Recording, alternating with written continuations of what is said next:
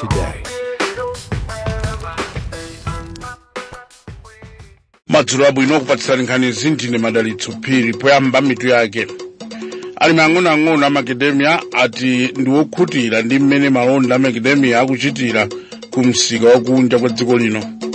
Apolisi mboma la Ntchisi awombera mkulu wina polimmana pofuna kumumanga mmene amafuna kumumanga atamuganizira kuti wabaya mayi wina woyendayenda ndi mpeni.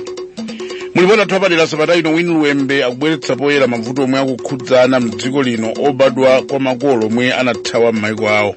Ndomu za masewero maere azikho za CAF Champions League komanso Confederations Cup zomwe matimu a Silver ndi Mighty Wanderers akutenga nawo mbali achitika mdziko la Tanzania. Tsopano nazi nkhanizi mwatsatanetsatane. Alimi ang'onoang'ono amakademia mdziko muno ati ndiwokhutira ndi mmene malonda ambewu akuchitira pa msika wakunja kwa dziko lino. Woyang'anira alimi ang'onoang'ono amakademia Henry Njetseni wanena izi pamene amalongosola mmene mbewuyi ikuchitira ku mayiko aku Ulaya komanso kummawa kwa dziko lapansi komwe ati makademia aku Malawi ali ndi chikoka kwambiri kwa ogula. Katswiri pangani za ulimi Leonard Chimwaza woti alimi ang'onoang'ono ochuluka akuonetsa chidwi ndi ulimiwu zimene ati zithandiza kutukula chuma cha dziko lino. Winston Kayimira akuwerenga ripoti lomwe walemba Themwa Nyirenda. Mmodzi mwa akuluakulu a bungwe la Small Orchard Owners of Malawi, Henry Njetseni, wati anthu akukonda makademia a dziko lino ku misika ya ku Asia komanso Europe.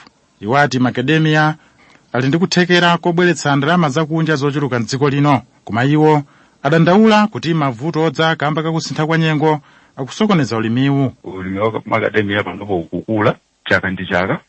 Mtengo wa makademia umatenga zaka kuti udzafike nthawi yoti mutha kukolola. Mitengo ya makademia imene sinafike poti ikukololedwa yambiri kuposa mitengo ya makademia imene ili pa size yopereka zipatso pali panopo. Ndiye munzaka zimene zikuya ziyembekezere kuti dziko la Malawi likhala likupindula kopanso alimi a Malawi akhala akupindula ndi mbewu imene iyo kupita kutsogoloko. Pogwirizana ndi Njetseni, katswiri wa za ulimi Leonard Chimwaza wati ulimi wa makademia ukukula pomwe alimi ang'onoang'ono akuonetsa chidwi. Iwati ulimi wa nthilira ungathandize kupititsa patsogolo ulimiwu. Ifeyo ngati dziko ndikuti ndi chidwi kwambiri ndi ulimi umenewo ndipo tidakhala kuti taulimbikitsa utha kuthandizira kukhala mulowa m'malo mwa mbewu ya foja pokhala kuti makademia amagwira ntchito zosiyanasiyana pobweretsa thanzi kwa anthu komanso ndalama mdziko. Alipo mabungwe ena amene akangalika kuphunzitsa alimi mmene angathe kulimira mbewu ya makademia ndi mmene angayikonzere. Dziko lino ndi lachitatu ku mayiko a mu Africa omwe amalima makademia ochuluka ndipo lili pa namba 6 pa dziko lonse lapansi. Winston Kayimira kuwerenga ripoti imene walemba Themwa Nyirenda.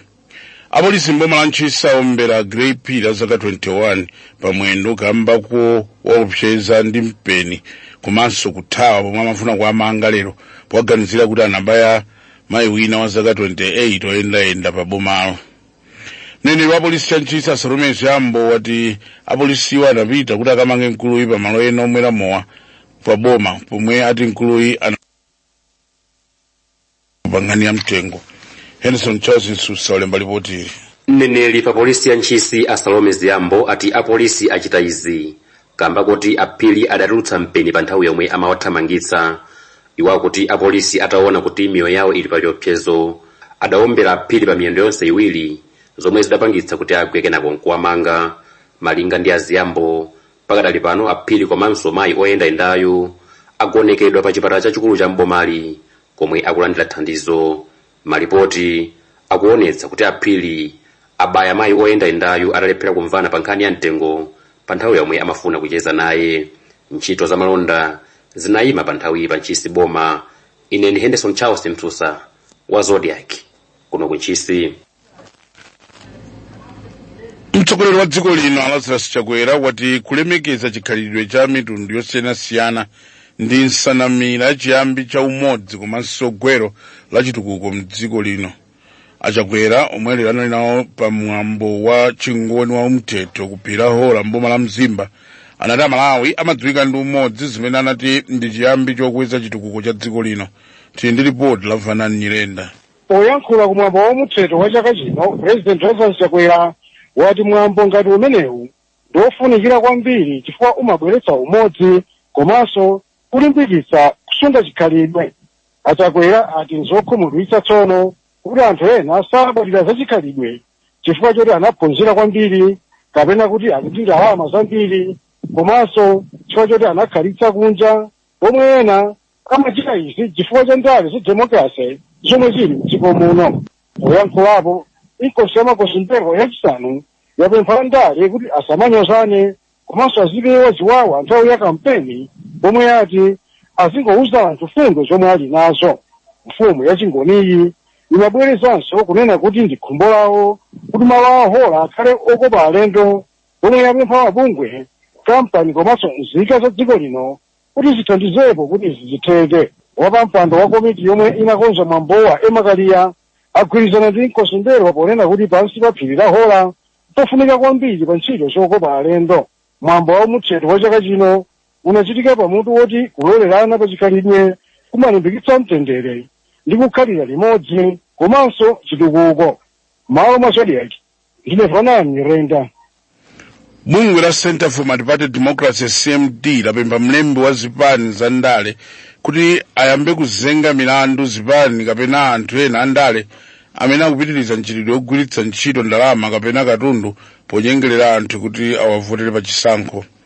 Malingana ndi mkulu wa CMD ya Boniface Chibwana, zipani zina za ndale zikupitiriza kuphwanya lamuloli zomwe zikuchititsa kuti mchitidwewu ukhazikike. Izi zadza pomwe dziko lino likukonzekera chisankho chapatatu pa 16 mwezi wa mawa. Zambiri mulipoti la Wilson Alan Piri lomwe walenga ndi Winston Kaimira. Gawo 41 la malamulo andetsera zipani limaletsa aliyense kupereka ndalama kapena chinthu kwa anthu pofuna kuti adzamuvotere, ndipo chilango chake ndi kulipira chindapusa cha 10 miliyoni kwacha komanso kukakhala ndende kwa zaka zisanu. Koma magulu ena kuphatikizapo bungwe la Center for Multi-Party Democracy CMD ati pakufunika kuyika chidwi chochuluka kuti lamuloli lidzigwira ntchito. Mkulu wa bungwe la CMD Boniface Chibwana wati kusagwira ntchito kwa lamuloli kopangitsa ndale kutayirira. Ngati anthu aona ndithu kuti ena akupereka handout ali ndi umboni malamulo agwire ntchito. Panopa tikukangalika ndithu kuti kupita chitsogolo ndale zathu zikhale ndale zimene anthu akupereka fundo, ndipo anthu akamapita kukapanga ziganizo zawo posankha atsogoleri amene akuwafuna asakhale kuti zina zake zikuwapotoza maganizo awo chifukwa cha zimene akulandira. Ndipo mmodzi mwa anthu omwe amalankhula pa nkhani zokhudza ulamuliro wabwino Victor Chikoti wati anthu omwe anakhalapo aphungu a nyumba ya malamulo akuyenera kukhala patsogolo poonetsetsa kuti lamuloli likugwira ntchito. Ngati dziko tidapita ku palamenti nkukakhazikitsa malamulo, zipani zonse olamula ndi otsutsa nkumanga mfundo imodzi kuti lamulo ili likhalepo ncholinga chokuti wina aliyense amene akuchita izi akhale kuti akuphwanya malamulo. Chotsalira nchani? Chotsalira nchakuti zikafikabe zisankho zina vuto lomwe lija likuonekabe. Posachedwapa ofesi ya mlembi wa zipani inauza dziko lino kuti yalandira madandaulo 17 okhudza ndale ena omwe akuaganizira kuti amapereka ndalama komanso zinthu zina kwa anthu kuti adzawavotere pa chisankho chikudzachi. Amene ndi Winston Kaimira kuwerenga ripoti imene walemba ndi Wilson Alan Piri. Mukumvera nkhani pano pa Zodiac ndipo muli ndine Madalitso Piri. Tionenso mitu yake tisanapitirire. Mulipoti lathu lapadera sabata ino Winuwembe akubweretsa poyera mavuto omwe akukhudza ana mdziko lino obadwa kwa makolo omwe anathawa m'mayiko awo. Alimi ang'onoang'ono amakademia ati ndi okhutira ndi mmene malonda amakademia akuchitira ku msika wakunja kwa dziko lino. Apolisi mboma la Nchinsi awombera mkulu wina polimbana pofuna kumumanga atamuganizira kuti wabaya mayi wina oyendayenda ndi mpeni. Mzamasewero maera azikhoza CAF achitika zomwe matimu a Silver Strikers ndi Wanderers atenge nawo mbali. Mulipota topadera sabata ino Winuwembe akubweretsa poyera mavuto omwe akukhudza ana zikwizikwi obadwa kwa makolo omwe anathawa m'mayiko awo omwe ali mdziko muno. Anawa akukumana ndi zopsinja pakati pa nkhani ya unzika ndi tsogolo lawo, chifukwa ngakhale anakulira mdziko muno alibe ufulu ndi mwayi ofanana monga umaperekedwa kwa nzika. nkhani ya Joy mtsikana wa zaka 22 yemwe anabadwira ku msasa wa Dzaleka kwa makolo ake ndi ku Rwanda ndi mavuto omwe Mireye anakumana nawo zaka 16 zapitazo ndi chitsimikizo cha ululu omwe anawa akudutsamo. Wina kuunika kusamvetsetseka ndi kusemphana kwa malamulo a dziko lino okhudza unzika komanso phindu lomwe lingakhalepo pa chitukuko boma litapereka ufulu wa unzika kwa ana otere. Kuno ku Malawi munthu amakhala mzika kudzera nkubadwira mdziko muno kapena kupempha unzika kukwatira kapena kukwatiwa ndi nzika ya dziko lino mwazina. Ngati nzika munthu amakhala ndi ufulu monga kukhala ndi chiphaso cha unzika, kukhala ndi ufulu wopanya voti, kupikisana nawo pa maudindo osiyanasiyana a ndale ndi kupeza mwayi wa maphunziro kuchokera ku boma mwazina. Komatu izi sizili chomwechi ndi anthu omwe sinzika makamaka othawa kwawo. Dziko la Malawi linayamba kulandira anthu othawa kwawo kuchokera mzaka za ma 1980 ndi ma 1990 ndi anthu oposa 1 million a mdziko la Mozambique.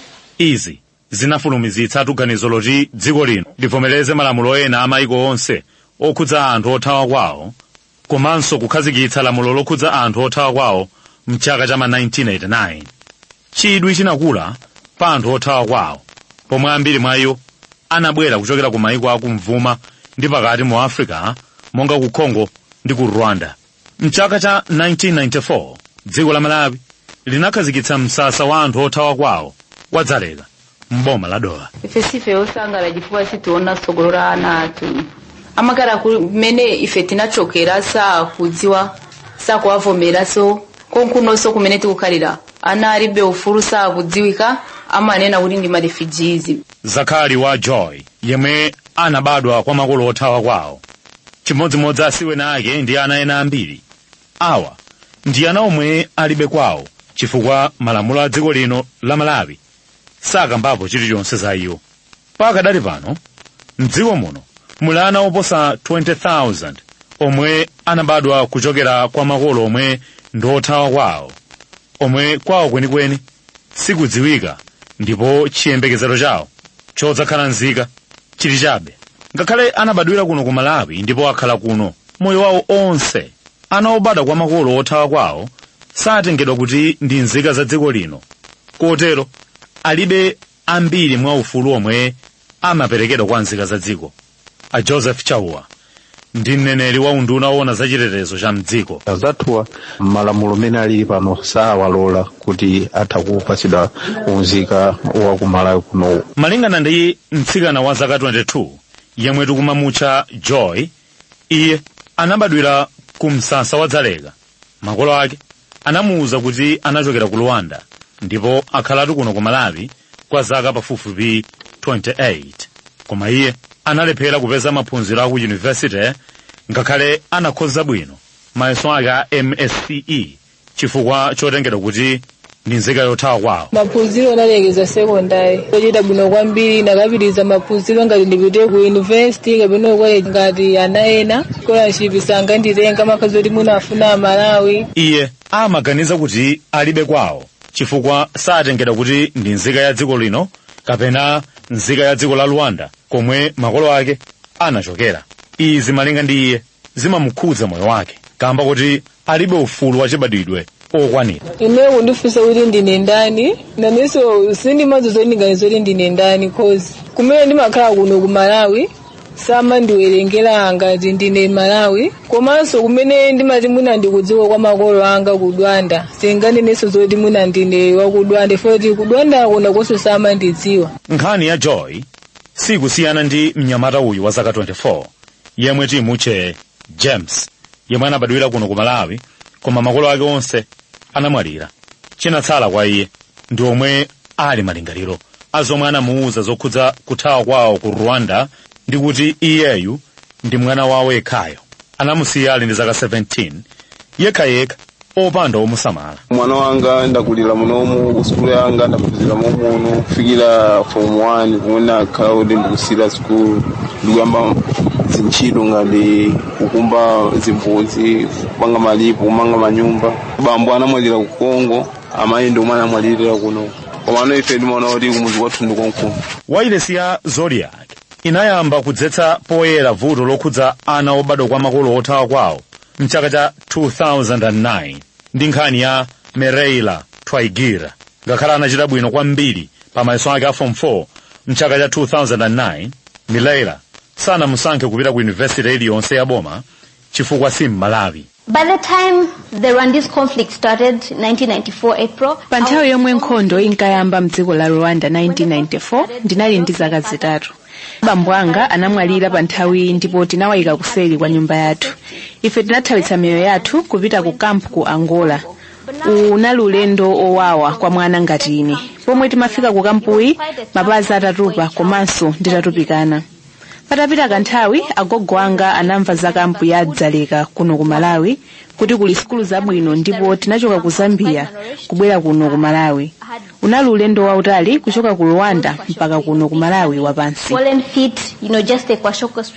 Ngakhale pali umboni kuchokera ku nkhani ya Mereila kuti ngati anthu othawa kwawo angagwiritsidwe bwino ntchito angathandize pa chitukuko, palibe chomwe chasintha ngakhale patha zaka 16 nkhani yake itagwedeza dziko lino.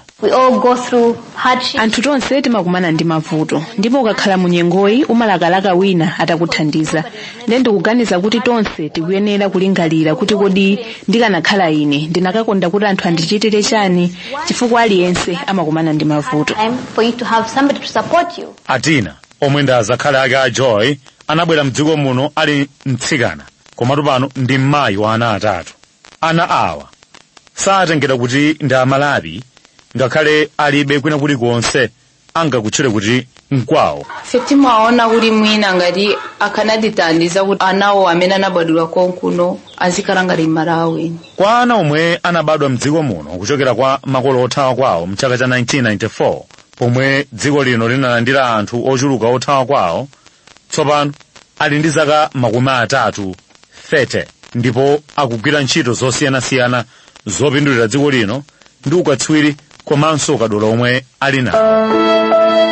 Mneneri wa bungwe lomenyera ufulu wa anthu othawa kwawo la Inua Advocacy, Brenda Twyer, wati lamulo la dziko lino loona za anthu othawa kwawo la mchaka cha 1989 limatsutsana ndi gawo 34 la malamulo loona za anthu othawa kwawo pa dziko lonse la mchaka cha 1951 lomwe dziko lino lidasayinira.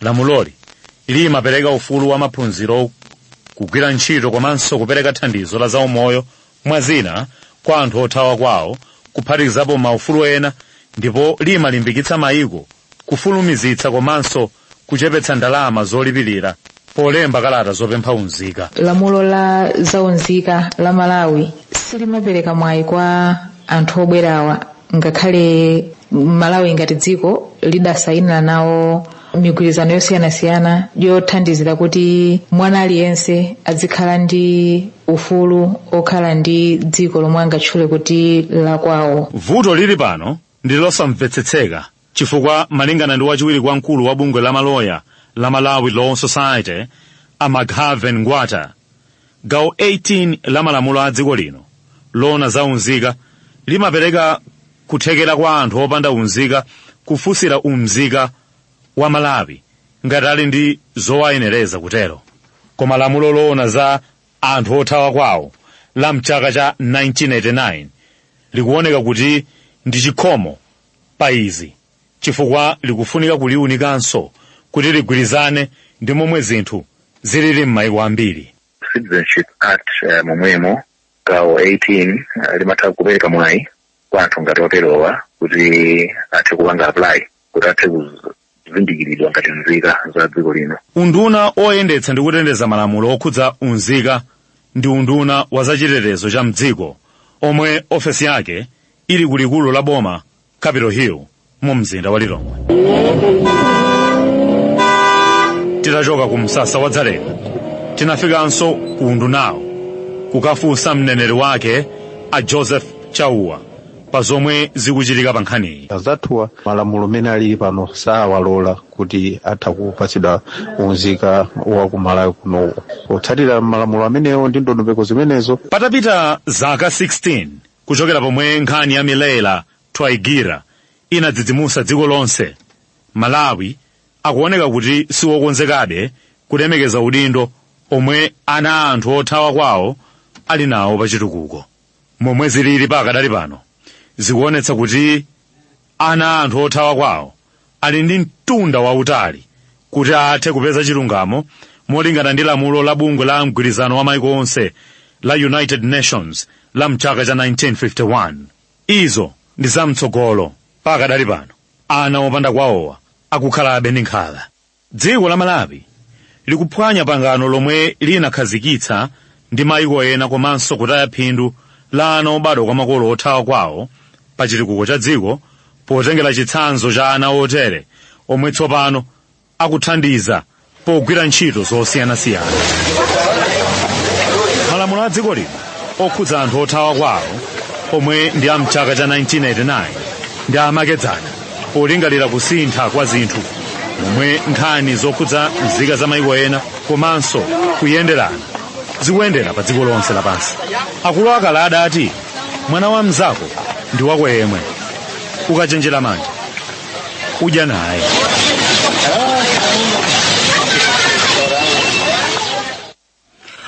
Alex Banda kuwerenga ripoti la tulapadera sabata ino lomwe walemba Win Luwembe. Msonkhano woyamba wa mpingo wa Katolika okhudza ukaristiya watha lero ndi pempho loti akhristu amvetse bwino zokhudza ukaristiyawo. Wapampando wa mabishopu a mpingo wa Katolika mdziko muno, Bishop Martin Ntumbuka, wati akhristu a mpingowu akhale mboni za ukaristiya muzochita zawo. Andrew Viano walemba ripoti ili lomwe wawerenga Tesha Segula. Kwa pafupifupi sabata yathunthu akhristu a mpingo wa Katolika akhala kusonkhana ku Maula Cathedral ku Lilongwe, komwe mwazina akhala akumva maphunzitso osiyanasiyana okhudza ukaristiya. Msonkhanowu omwe unali woyamba kuchitika mdziko muno watha loweruka ndi pempho lochoka kwa wapampando wa mabishopu a mpingo wa Katolika, Bishop Martin Ntumbuka, kuti akhristu a mpingowu amvetse bwino za ukaristiya. Mwambo woyenda bwino ndiponso takwanirisa zolinga zambiri zimene timafuna tikwanirise.